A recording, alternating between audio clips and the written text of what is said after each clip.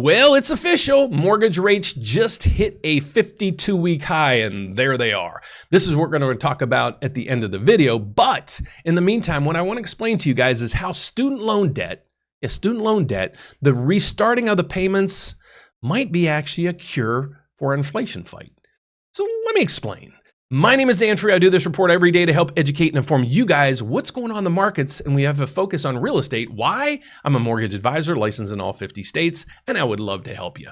So I'll go over my information at the end of the video, but what we're going to talk about today is why I think this federal or the student loan payments might be a big catalyst to fighting inflation. So let's get over to why I'm thinking this. Okay, so what's happened over the last several years? Well, after more than 3 years of pandemic-induced pause, borrowers and student loan payments are going to start kicking back in. So remember, people haven't had to make student loan payments for 3 years. Also, here's something else that a lot of people don't realize. During the pandemic, there was what's called a forbearance put on. Forbearance, as you guys saw it with student loan debt, you could pause your student loan payments. You didn't have to make those payments. Well, the same thing happened if you had a mortgage. Almost 90% of mortgages qualified for the program. So if you qualified for this program, you could have paused your mortgage payments for about 18 months, say 2 years. So let's just assume that you didn't have a mortgage payment for 2 years, and you didn't have a student loan payment for 2 years. Well, you had other credit card bills, but just think how much of that budget you didn't have to pay. You're talking thousands of dollars. That was one big catalyst, along with other things, that really caused inflation. If you watch my video from yesterday, you can click it right here. I showed you how the consumer's disposable income, how much people have in the bank after all their bills are paid, how it spiked during the pandemic to astronomical amounts. How? Why? Well, the federal government was flooding us with money. The Federal Reserve had basically lending rates at 0%, and people didn't have to make these payments. So now people have to start making their mortgage payments. That's how basically curing the economy a little bit with inflation. But now you have all these student loans that are starting to come due. How much are those out there? Well, how much is it going to affect the economy as well? Well, when student loan payments resume, 56% of borrowers say they'll have to choose between debt and buying groceries. Now, that might be a little bit out there. It might not be in your case. But let's say it is, if 56% of people are going to have to cut back on something. What's that something? Well, spending. Because you're going to have to pay it in student loans. You won't be able to buy goods and services.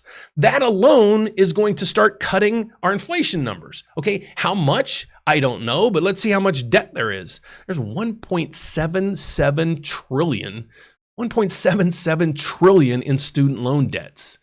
Well, how much are those payments going to be? Well, on average person is going to have about $300, basically between $300 and $600 a month added to their monthly debts right now. So if that's you, what can you do?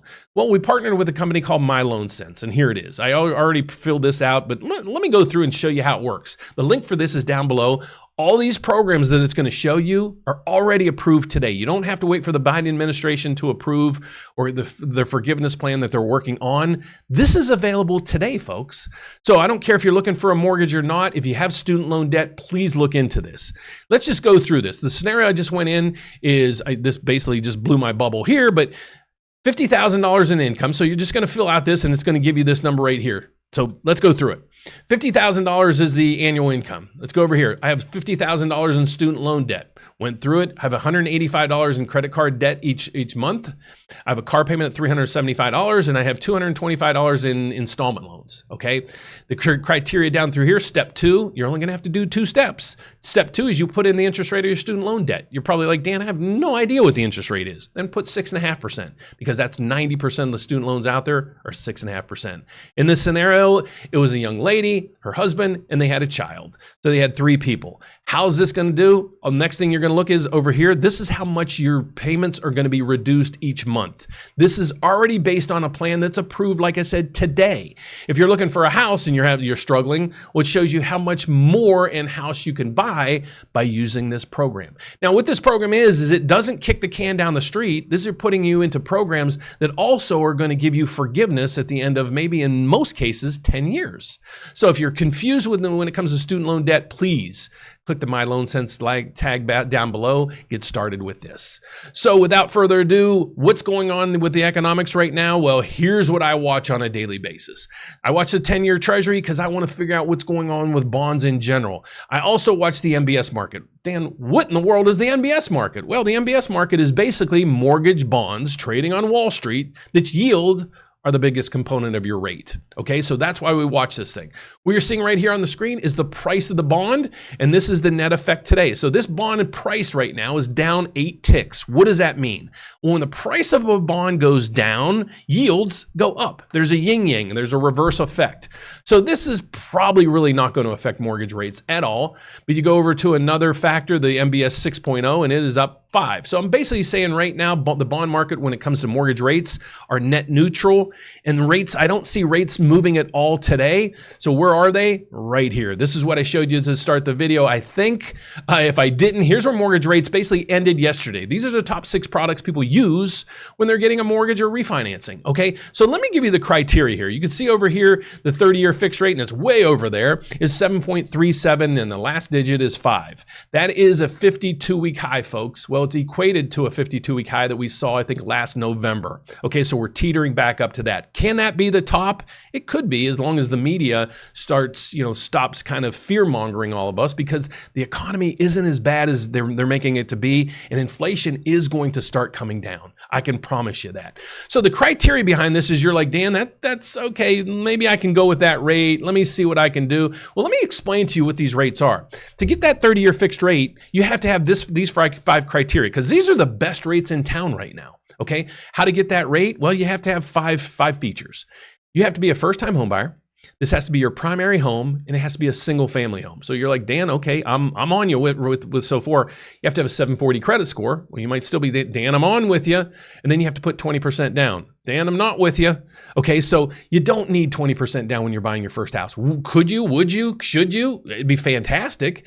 But in most cases, let's say for a VA loan, you need no money down. So if you're a veteran out there watching this and you'd like to buy a house, you don't need any money down. It's a fantastic program. Only 12% of veterans use their benefits.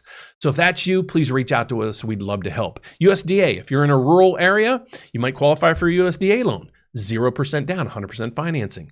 Then there's first-time homebuyer programs only requiring 3% down. If you don't fit any of those, we're probably looking at an FHA loan for you. That's 3.5% down. So if you're confused, what do you need to do? Well, just go to therateupdate.com. Here it is right here. Here's my website. You need to do one of 2 things. What we love to do is have a consultation with you, because I don't want you to disqualify yourself. Okay? Talk with us. Let us walk you through. Do you make enough money? Do you have enough money for your down payment? Are your credit scores good enough? Those criteria. So how do you do this? Well, click the Apply Now button. What's going to happen is you're not going to apply. You're actually going to schedule an appointment with one of me or one of my mortgage advisors, and we're going to vet you. We're going to go through and answer all the questions that you have. And then if you qualify and you're like, okay, yeah, I'd really like to do this, we'll send you out the application and get you started. If you're like, Dan, I'd really love to talk to somebody right now, well, give us a call. 844-775-LOAN. It's 844-775-5626. My name is Dan Frio. Thank you so much for watching. I'm going to ask you to do me 2 things today, 2 favors. One, please give the video a thumbs up if you found value in it. Also, if you found value in my videos and my channel, all I ask you to do is, if you haven't yet, subscribe. Please subscribe down below, so every time I post a video, you get an alert. God bless, guys. Thank you so much. Have a fantastic weekend. See you next week. Bye-bye.